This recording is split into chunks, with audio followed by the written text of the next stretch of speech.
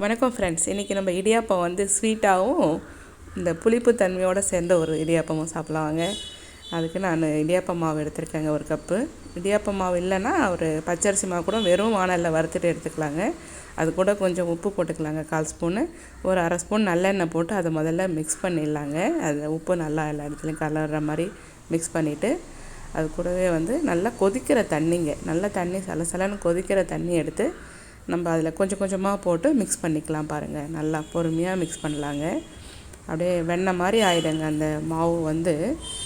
நம்ம பிசைஞ்சு எடுக்கும்போது பார்த்திங்கன்னா வெண்ணெய் மாதிரி இருக்குங்க. இந்த நல்லெண்ணெய் சேர்க்கும்போது அது இடுப்புக்கும் பலங்க. ரெண்டாவது வந்து ரொம்ப சாஃப்டாக கிடைக்குங்க அந்த இடியாப்பம் வந்து. அப்படியே அச்சுலேருந்து உடையாத அழகாக பூவாக அப்படியே நூல் மாதிரி சூப்பராக வருங்க. அதனால தான் நல்லெண்ணெய் சேர்க்குறது. இந்த அளவுக்கு இந்த பதத்துக்கு அப்படி பிசைஞ்சு வச்சுக்கலாம் பாருங்கள். அப்படி உருட்டி எடுத்து உள்ளே விட்டோன்னா அப்படியே நல்லா சாஃப்டாக மாவு உள்ளே போகும் பாருங்கள். அந்த அளவுக்கு இருந்தால் போதுங்க. இப்போ நம்ம இடியாப்ப அச்சு வந்து எண்ணெய் தடவி வச்சுக்கலாங்க.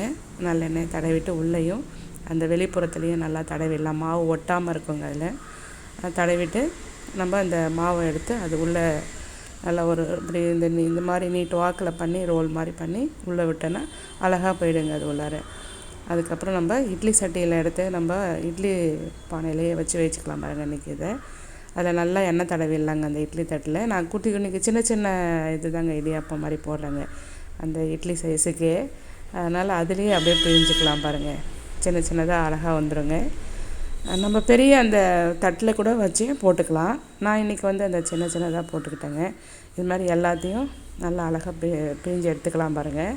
இதை நம்ம இட்லி சட்டியில் வச்சு ஒரு 5 நிமிஷம் நல்லா தண்ணி கொதிச்சதுக்கப்புறம் 5 நிமிஷம் வச்சு வேக வச்சு எடுத்துக்கலாங்க. இந்த அளவுக்கு வெந்துடுங்க பாருங்கள், நல்லாயிருக்கு. இது வந்து தேங்காய் பாலுங்க சைட் டிஷ் இதுக்கு.